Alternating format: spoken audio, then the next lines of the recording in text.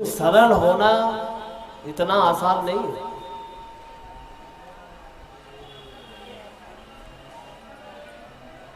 भगवान का एक भक्त था, वो इतना सरल, इतना सीधा, इतना स्वभाव का सीधा,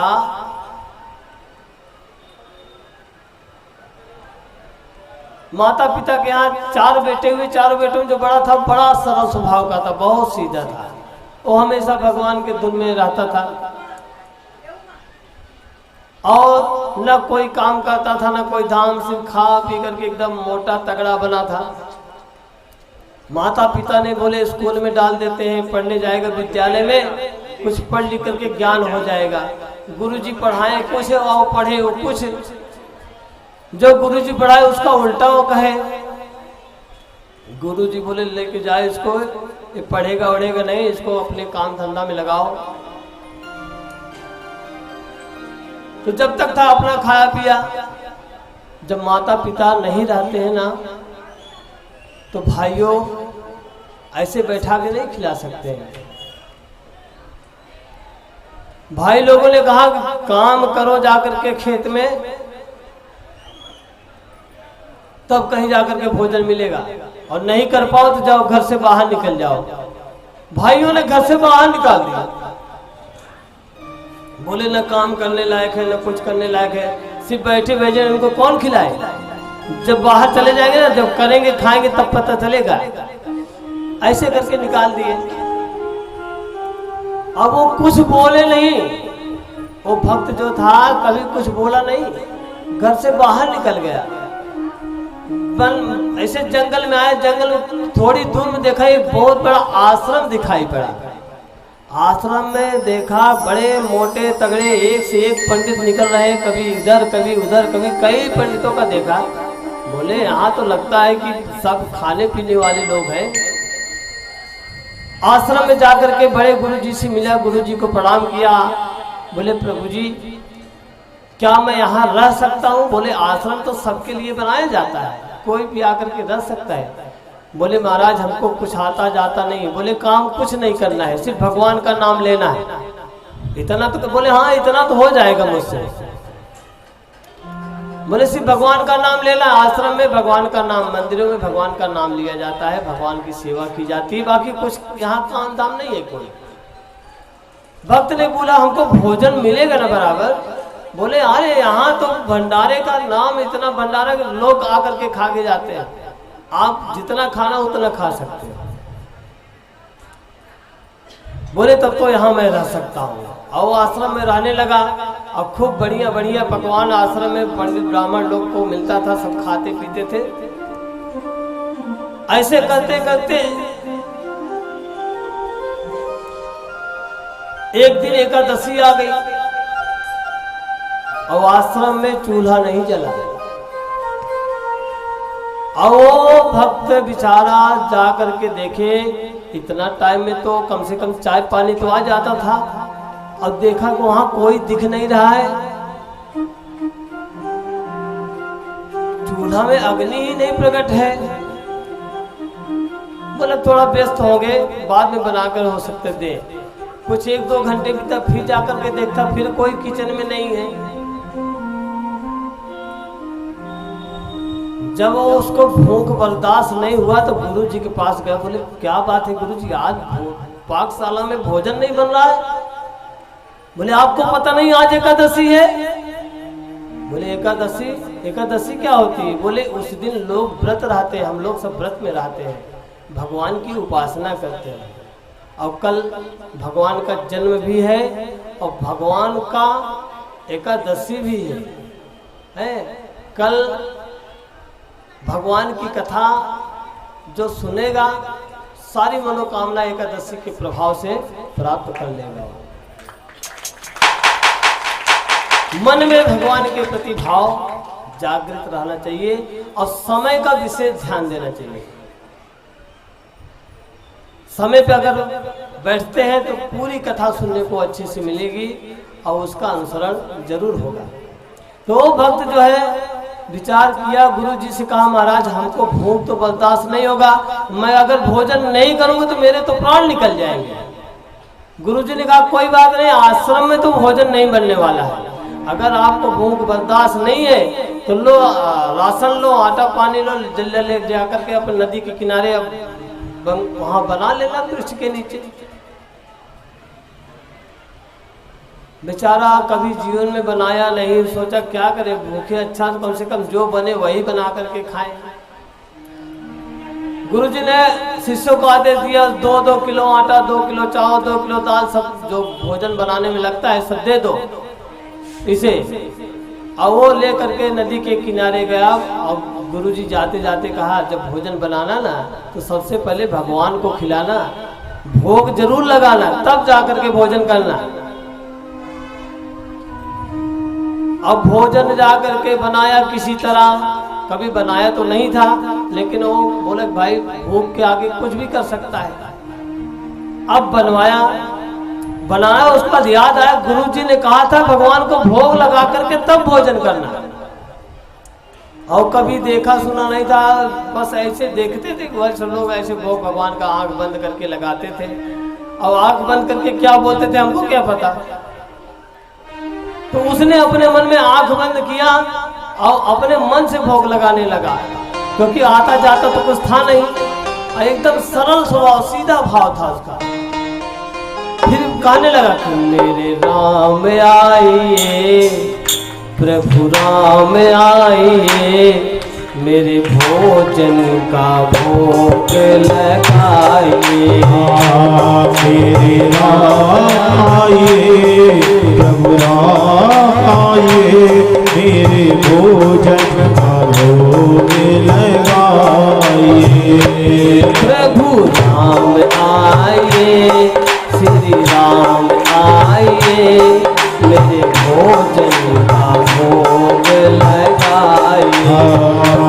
राजा राम आइए प्रभु राम आइए, मेरे भोजन का भोग लगाइए। मोहन भोग कचौरी पूरी सेवा के बनवाई, मोहन भोग कचौरी पूरी सेवा में बनवाई। मोहन भोग कचौरी पूरी सेवक ने न बनाई।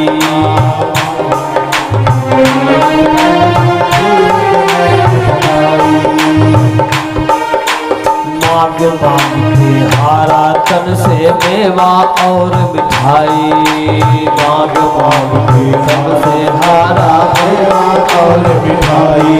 राजा राम आइए सीता राम आइए, मेरे भोजन का भोग लगाइए।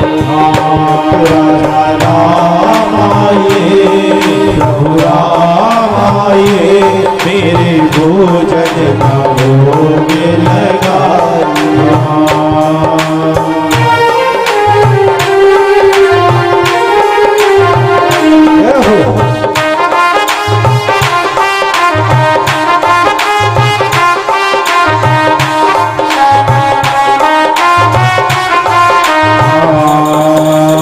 आज बनी अरगान आरती यहाँ यही मेहमानी, आज बनी अरगान आरती यहाँ नहीं मेहमानी।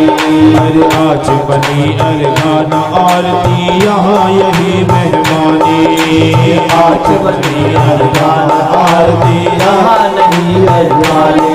हाँ रूखी रोटी खाओ प्रेम से पियो नदी का पानी। राजा राम आइए प्रभु राम आइए, मेरे भोजन का भोग लगाइए।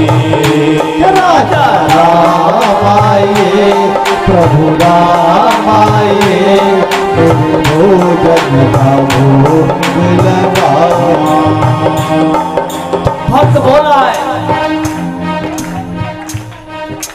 देखिए यहाँ पर हमको कुछ मालूम नहीं, ना आचमनी करने आता है, ना अर्घ देने आता है, ना कोई आरती होती आती है।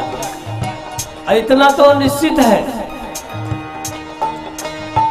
आश्रम में सब लोग एकादशी कर रहे हैं, कुछ मिलने वाला नहीं है वहां पर। यहाँ मैं जो रूखा सूखा बनाया हूँ ना,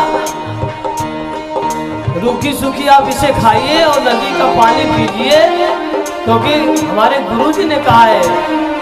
और क्या भक्त बोल रहा है?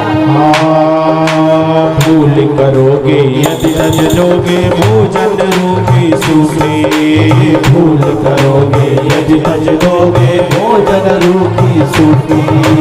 भूल करोगे यदि तज लोगे भोजन रूपी सूखे। भूल करोगे यदि तज लोगे भोजन रूपी सूखे। भूल करोगे यदि तज लोगे भोजन रूपे सूखे। भूल करोगे यदि तज लोगे भोजन रूखी सूखी।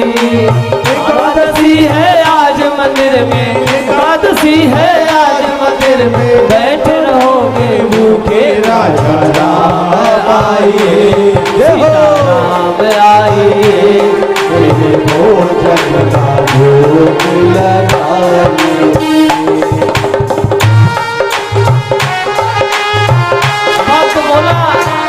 वहाँ एकादशी कुछ खाने को मिलने वाला नहीं है। अगर इसको छोड़ दोगे ना तो यहाँ से भोजन नहीं मिलने वाला है प्रभु जी। इसलिए प्रेम से आइए और हमारे भोजन को ग्रहण करिए। इतना कहते राम सीता दोनों आ गए। भक्त ने विचार किया मैं राम को बुलाए तो ये कौन आ गई? बोले प्रभु जी ये कौन है? बोले तो मेरी अर्धांगिनी है। बोले आप दोनों साथ में ही चलते हो क्या? बोले लक्ष्मी नारायण तो हमेशा साथ में ही रहते हैं। बोले लेकिन मेरी एक शर्त है, मैं जो भोजन बनाया हूं ना आधे में दोनों जन को खाना पड़ेगा, आधा मेरा है। बोले ऐसा? बोले कोई बात नहीं, भक्त भगवान के प्रेम में कुछ भी कर सकता है। बोले ठीक है। और आधे में राम सीता दोनों जन खाए, आधा वो पूरा खाया, लेकिन उसका पेट भरा नहीं। चलो वो एकादशी पूरी हुई, उसके बाद फिर आश्रम में आया। जब एकादशी नजदीक आई ना तो 2 दिन पहले से जाकर के गुरु जी के पास पहुंच गया भक्त। बोले महाराज जो आप राशन दिए थे ना उसमें हमको कम पड़ गया। गुरु जी को लगा ज्यादा खाता है, हो सकता है कम पड़ी गया हो। तो बोले कोई बात नहीं, इस बार जब एकादशी आएगी ना तो आपको ज्यादा मिल जाएगा। एकादशी आए और अपने शिष्यों से कहा कि इसको 5 किलो आटा, 5 किलो चावल, 5 किलो दाल दे दो। लेके गया और उसके बाद फिर जो है भोजन बनाया। भोजन बना करके फिर भगवान को याद किया, भोग लगाने के लगा और कहने लगा कि मेरे राम आइए, सीता राम आइए, मेरे भोजन का भोग लगाइए। राजा राम आइए, सीता राम आइए, मेरे भोजन का भोग लगाइए। राजा राम आइए, सीता राम आइए, भोजन का भोग लगाइए।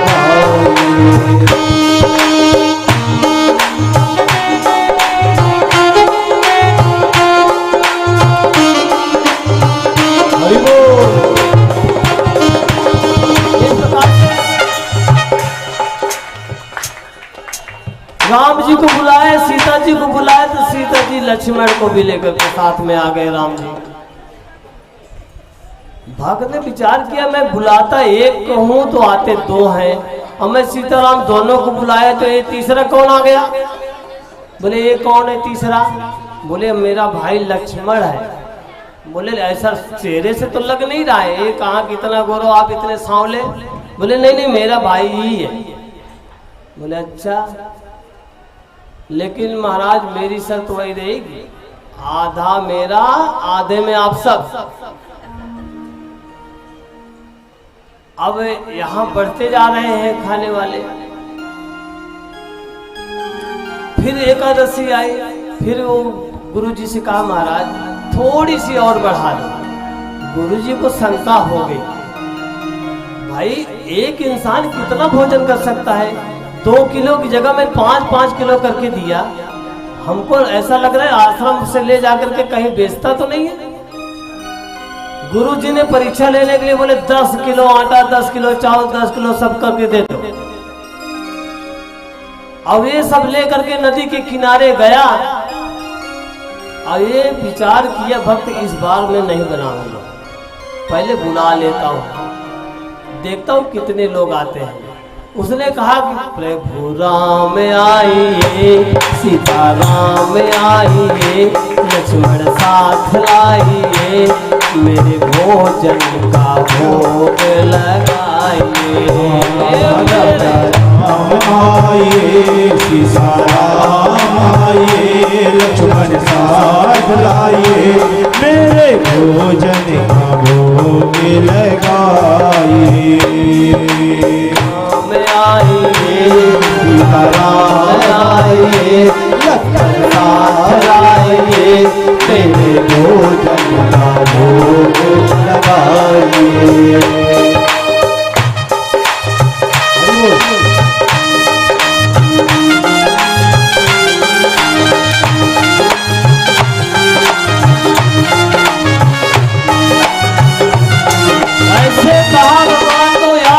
भगवान राम लक्ष्मण भरत शत्रुघ्न हनुमान सब पूरी सभा आकर के वहां इकट्ठा हो गए।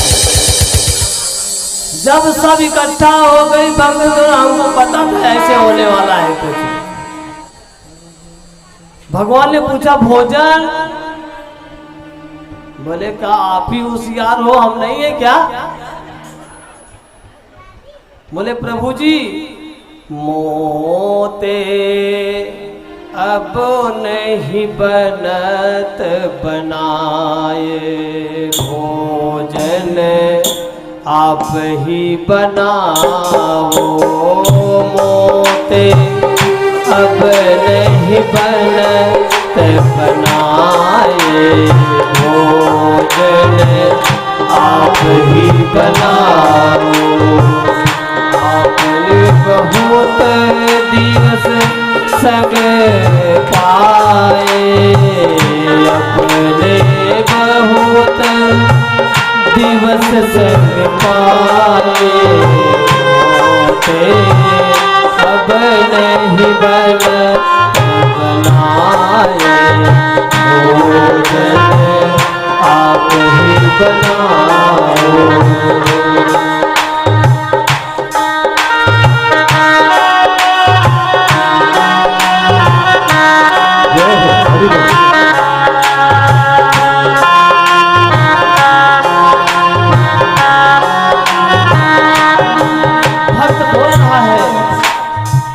निभते आपो अकेले प्रथम ही, मैं आपको अकेले निमंत्रण कर दिया। हाँ निभते आपो अकेले प्रथम ही, अरे धांगनी सकलाए, अरे धांगनी सकलाए, अजहू तजो स्वभाव आपनो, अजहू न तजो स्वभाव आपनो, बार बार समझाए मोते अब नहीं बनत बनाए भोजन, आप ही बनाओ।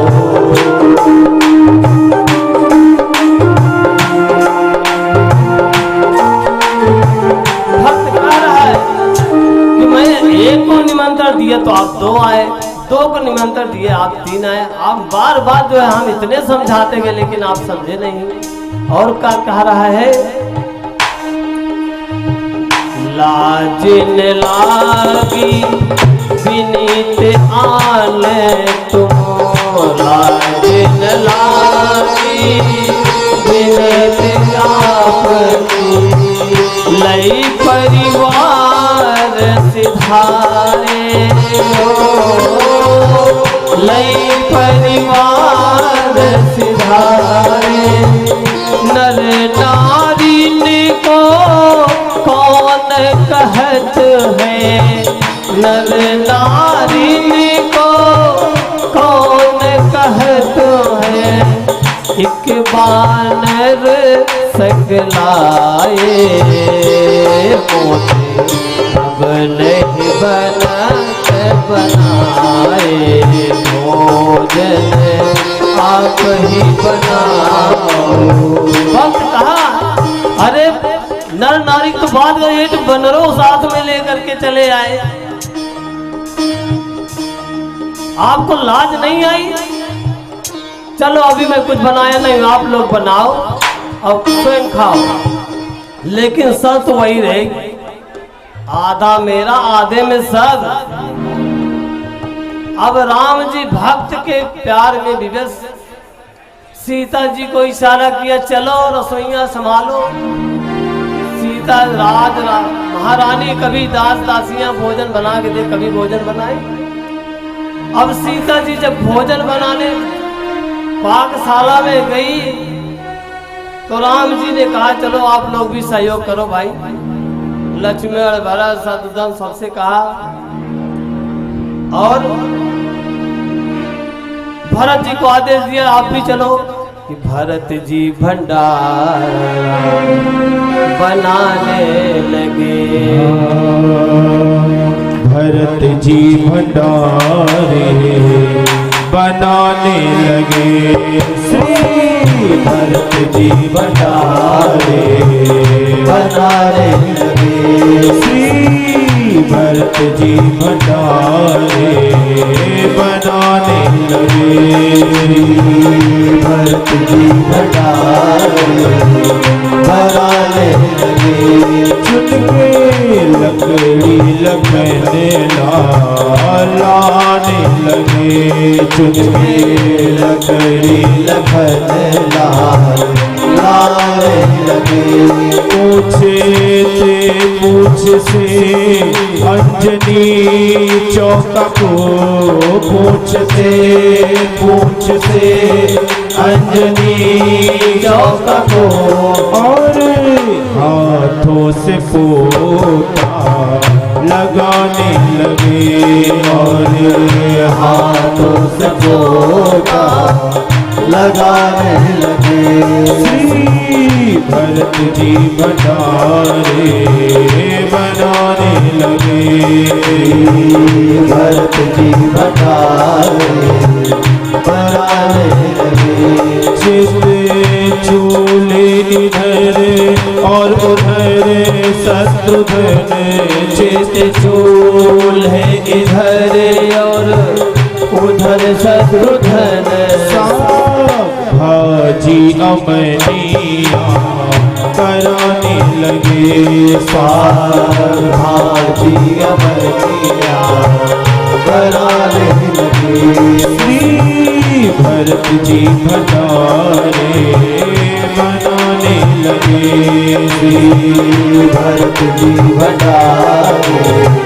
बनाने लगे, आपा के संकेत साथी का जाते वहाँ के संकेत साथी का जाते वहाँ, अष्ट सिद्धि और नवैनी आने लगे, अष्ट सिद्धि और नवैनी आने लगे, भरत जी भंडारे बनाने लगे, श्री भरत जी भंडारे बनाने लगे, हाँ बनाने लगे, हो बनाने लगे, देखो बनाने लगे।